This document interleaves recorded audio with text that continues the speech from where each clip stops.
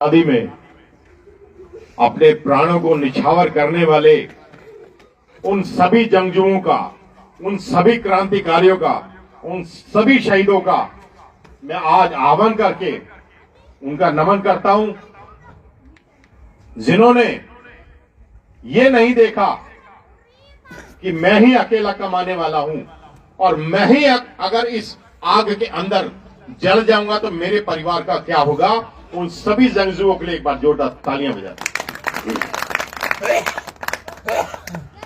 कि शहीदों की चिताओं पर लगेंगे हर बरस मेले, शहीदों की चिताओं पर लगेंगे हर बरस मेले और वतन पे मिटने वालों का यही बाकी निशान होगा, यही बाकी निशान। अभी बैठे बैठे मैंने 4 लाइनें लिखी हैं।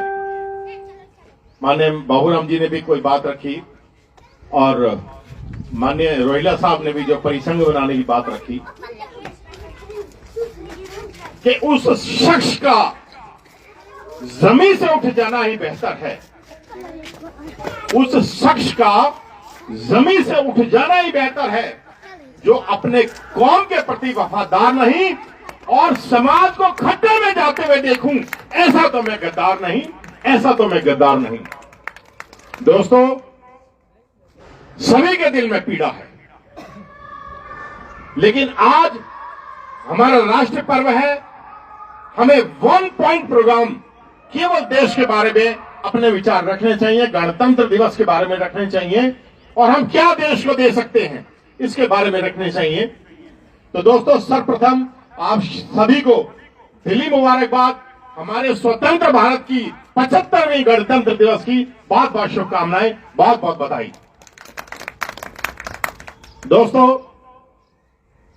हमें ना केवल बाबा साहब से सीखना चाहिए बल्कि उनकी शिक्षाओं को अपने जीवन में उतारना चाहिए कि केवल पढ़ने से बात नहीं होगी। अभी सरपंच साहब ने बोला कि इंजन बनना होगा। अगर कोई इस सभा में बैठा व्यक्ति बता दे कि खेमचंद कोहली ने इंजन बनने से कभी इनकार किया हो, आपके कामों के प्रति रात के 12 बजे भी आपने अगर कोई काम दिया, आधे घंटे में अगर मैंने उसका जवाब न दिया हो, आपको कोई फल न दिया, आपको रिजल्ट न दिया हो, तो आप कुछ भी कह सकते हैं। हमारे मार्गदर्शक हैं रणजीत सिंह जी, हमें बड़ी अच्छी सलाह देते हैं। इनके अनुभव से हम लोग कार्य करना और बड़े मनोबल के साथ, नई ऊर्जा के साथ हम कर रहे हैं।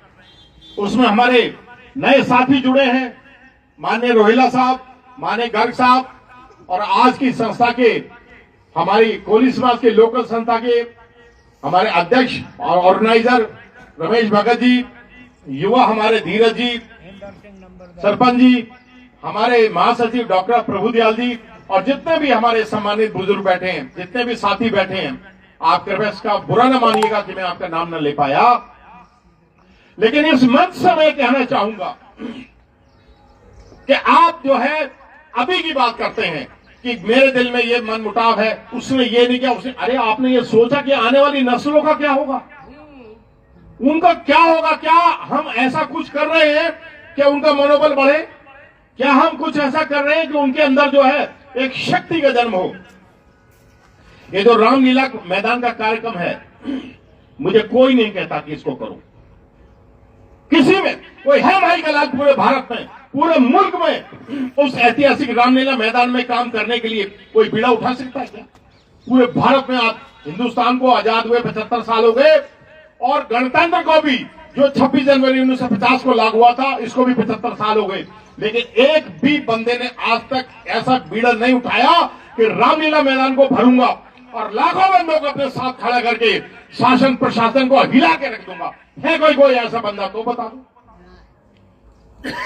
लेकिन इसको क्यों करते हैं हम लोग कि आपके जो हक वो मर रहे हैं, आपके ऊपर अत्याचार हो रहे हैं, आपकी लड़की को उठाया जा रहा है, आपकी लड़कियों के साथ बलात्कार करके पेट्रोल छिड़क के आग लगा दी जाती है, आपके जवान बेटों का मर्डर हो रहा है, आपके फंडामेंटल राइट्स का हनन हो रहा है, आपका खून क्यों नहीं खोलता है? अरे एक बात बताऊं, मैं भी पढ़ा लिखा व्यक्ति हूं, मैं भी 4 पैसे कमा सकता हूं, मैं भी किसी कंपनी में 5 लाख रुपए महीने की नौकरी कर सकता हूं। मैं तुम्हारे बीच में हमेशा उपलब्ध रहता हूं, हमेशा हाजिर होता हूं। क्यों? क्योंकि मुझे पीड़ा है कि जीवन व्यर्थ न चला जाए। ये तो जीवन है, इसके अंदर कोई मान्य होने चाहिए, इसमें सार्थकता होनी चाहिए। अरे जो हमारे बच्चे हैं, इन बच्चों को ऐसा प्लेटफॉर्म हमें दे के जाना चाहिए कि इनको जीवन में कभी भी पीछे पलट के न देखना पड़े।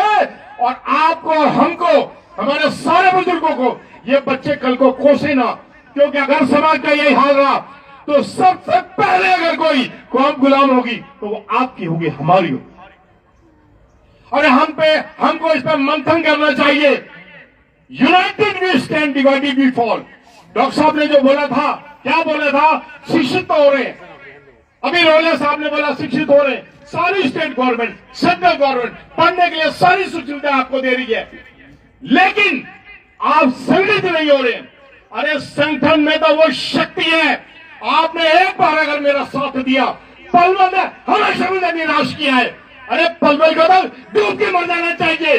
30 लाख रुपए का मैंने कार्यक्रम किया, पलवल से केवल 10 बंदे आए। 1 लाख बंदे पलवल से आने चाहिए थे। अरे हमारे लिए 20 करोड़ हमारी जो है संख्या है, 20 लाख उसका 1% होता है। क्या तुम्हारा जमीन मर गया है? क्या तुम्हारे खून में क्या बर्फ जम गई है? अरे क्यों तुम्हारा खून खोलता नहीं? अरे वो सपना देखो, बड़ा सपना देखो। बाबा साहब से सीखो। हमेशा उसके नाम को आप कोट करते हो, बाबा साहब ने ये किया, वो किया, लेकिन क्या उनके मिशन को आगे बढ़ाने की आप सोचते हैं? क्या कभी आप सोचते हैं कि आपकी जो समस्या है उनका अंत हो सकता है? Nothing is impossible in life because the word impossible exist in the dictionary of fools. अरे आप सीखे, entire life is a learning lesson. अरे अगर आप वहां मेरे कहने से लाखों की संख्या में आओगे, मैं आपको वचन देता हूं, ये एक मर्द का वादा है आपसे, भाई साहब आपकी कोई भी समस्या होगी आधे घंटे के अंदर उसका निवारण कर दूंगा। लेकिन आप अपने आप को जगाओ। अरे उनको बड़ा मुश्किल है जगाना जो पहले से जगे हुए, और सोने का वो लोग जो है नाटक करते हैं। अरे मेरे कहने से पता नहीं आपको नींद कैसे आ जाती है। मैंने वो कार्यक्रम किया, पूरी तरह कर्ज में डूब गया, लेकिन जो एक चीज नहीं मरी वो मेरा जमीर है, और मेरा जो मनोबल है, जो मेरा हौसला है, वो कभी नहीं टूटेगा। मुझे अपना मकान भी बेचना पड़े फिर भी इस कार्यक्रम को करूंगा। क्यों? क्योंकि जिन लोगों ने उस ताकत को समझा, उस शक्ति को जन्म दिया, वो शक्ति तुम्हारे अंदर है यूनाइट होने की, संगठित होने की। अगर आप संगठित हो जाओगे तो शासन प्रशासन को तो अगर तुम्हारे पैरों पे ना ले दूं तो अपनी मूंछें मुड़वा दूंगा। दोस्तों, कुछ लोगों ने इतिहास रचा है। वो जो रामलीला मैदान है ना, केजरीवाल का जन्म उधर से हुआ है। आप समझ रहे हैं? बाबा रामदेव का जन्म उधर से हुआ है। और वो जो कौन थे, अन्ना हजारे, उनकी भी पहचान उधर से बनी। और मुल्क जब आजाद हुआ तो वहीं पर हमारी जो है स्वतंत्रता की जो वहां बैठकें होती थी, वो एक ऐतिहासिक मैदान है। और जो मैंने आपको बोला था 2-3 का कार्यक्रम रखूंगा और सबको बोलने का मौका दूंगा, क्या मैंने सबको बोलने का मौका नहीं दिया? तीनों टाइम 2 दिन खाना मैंने चलवाया। खाने का भी 11 लाख रुपए था, और जो टेंट मैंने लगवाया वो भी 5 लाख रुपए पर डे का था, इंक्लूडिंग साउंड सिस्टम। सैकड़ों मैंने बसें लगाई। आप लोगों ने मुझे हर एंड पे निराश किया।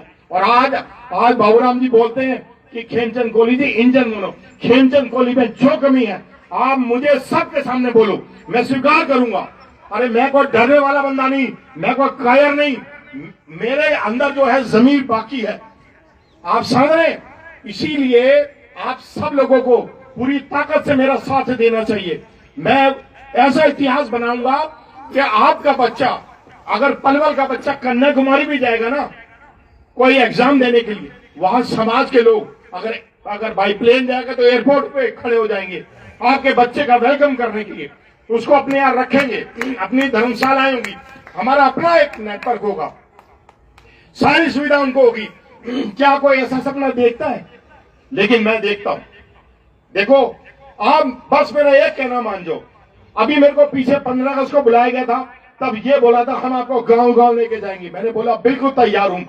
अभी मैं नाम नहीं लेना चाहूंगा, वो सब लोग यहाँ बैठे हैं, सभी बुजुर्ग हैं,